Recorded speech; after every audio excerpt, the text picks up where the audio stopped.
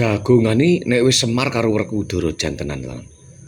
Mbah Semar, kula bali aku gagal wikar tanpa karya, urung kasempatan ing nggonku nggayu sedya. Jenengan mung gagal wurung pisane tele sambat iki kaya wong paling rekoso sak donya. Pripun, Den? Ampun ngaten iku. Mbah Semar, aku ki menungsa lumrah kang kedunungan rasa gelo.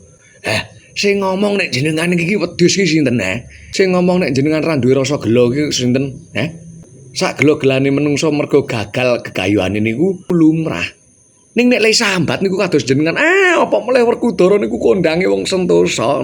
Ampun tebih-tebih nggone pados palupen, pados patuladan. Semar niki lho.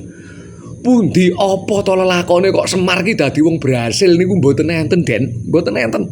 Yen kula niku dadi wong berhasil, yen kula niku dadi sukses. Semar ki ora kere. Semar ki dadi wong sugih, syukur-syukur dadi ratu.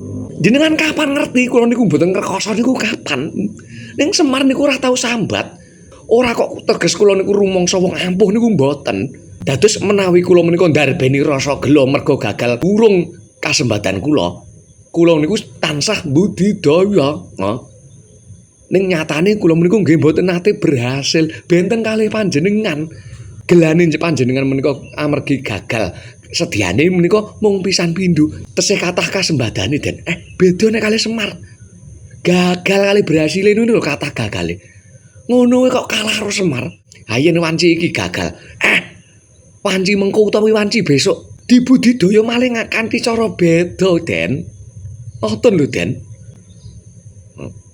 Patuladan kok Semar karo Werkudara. Wah, jan nyenengke pokoke anggere Werkudara petuk Semar gayeng.